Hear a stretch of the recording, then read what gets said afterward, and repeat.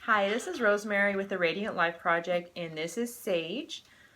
And today I'm just talking to new moms especially about how to get exercise in your life. I had him about 6 months ago, and I have really struggled on trying to find time for exercise, and movement to me is absolutely crucial. I have to move every day or I get super cranky. I also get super tired. So it's a it's not even about losing weight, and I'm not even that concerned about that right now.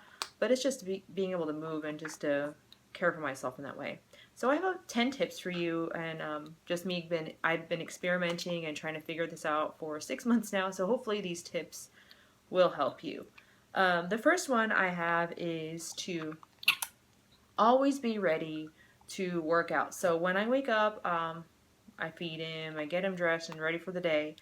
But I also am put a workout outfit on immediately. And, I might not work out until noon. I don't know. I try my best to work out first thing in the morning. But as soon as he's down for a nap, I'm down, I work out. And my second tip is to really just start a movement with even just 5 minutes of something.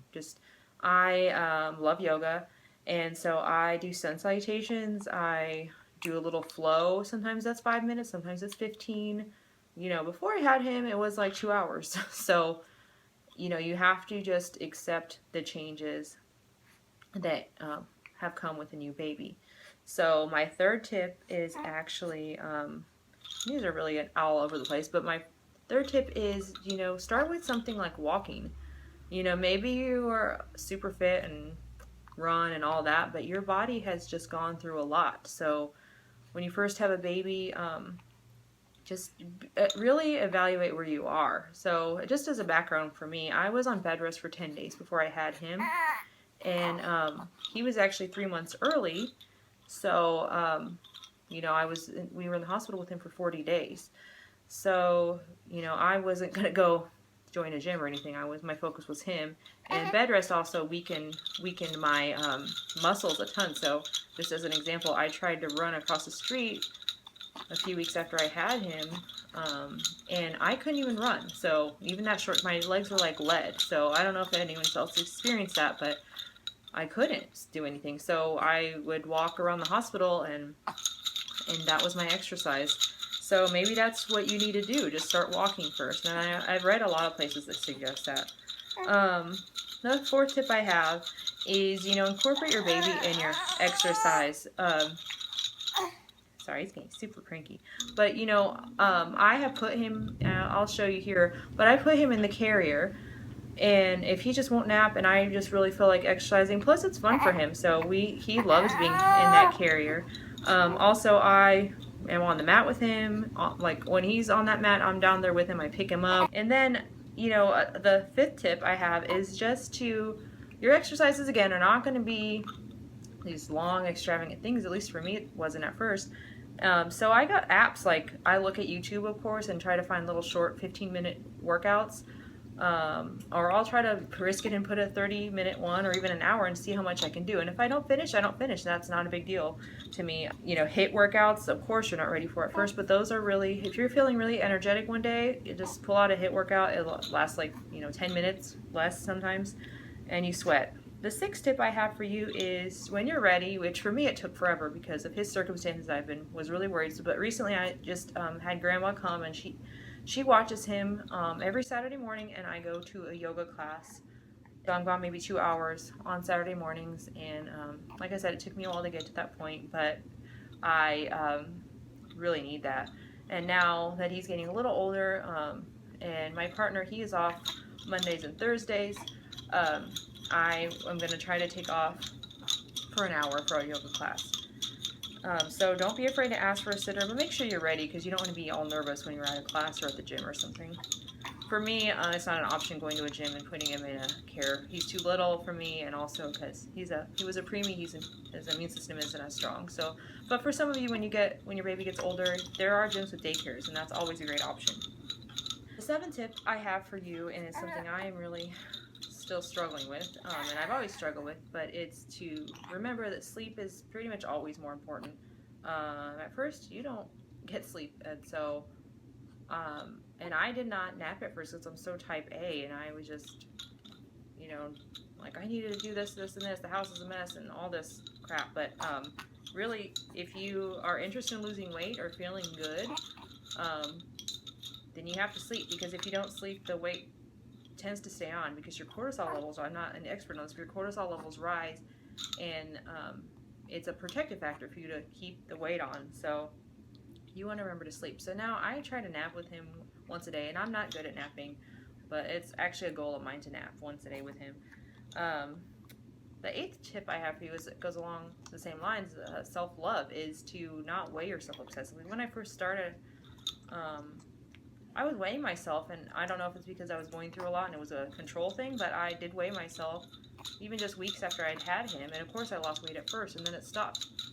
And, you know, I just had him 6 months ago, so so I just stopped weighing myself obsessively. And what I did notice is that, you know, I weigh myself every maybe 2 weeks.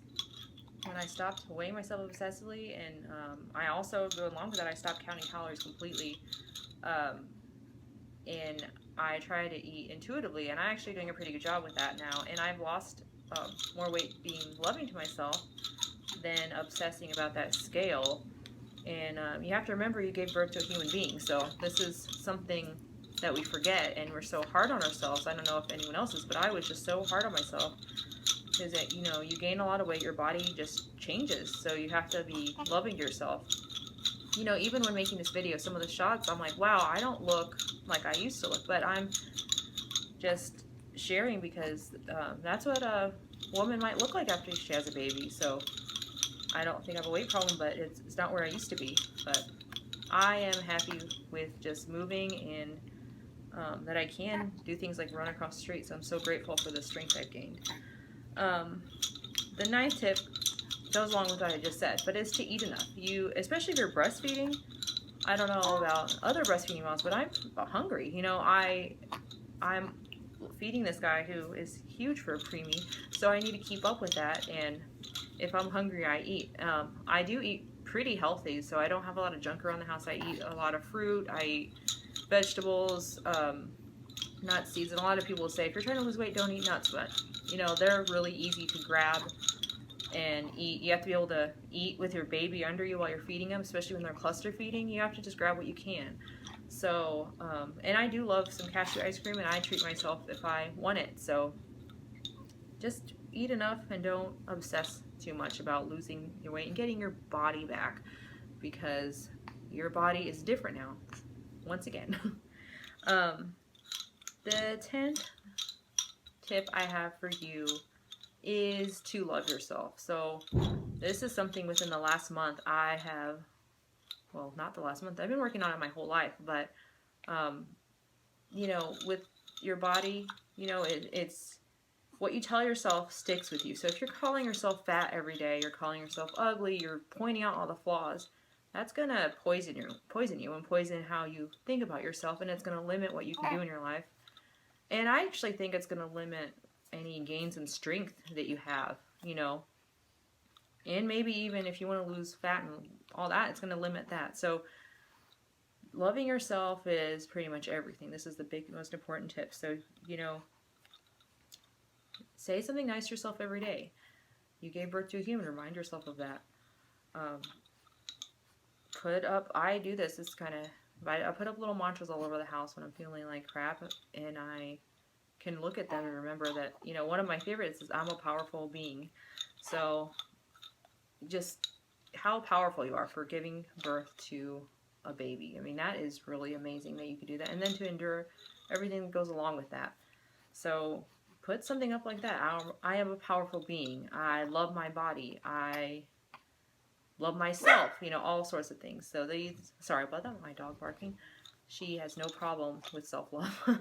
But if you, you know, it's kind of cheesy, but look at yourself in the mirror and say you love yourself. You say your name often. These are all things that produce self-love. And that is really a little off topic, but exercise a lot of times is tied to like self-hatred and punishment of yourself.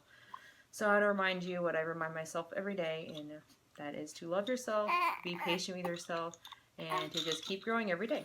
And thank you. Hopefully you enjoyed this video. Hopefully you got something out of it. And Sage and I are going to go. 2, 3.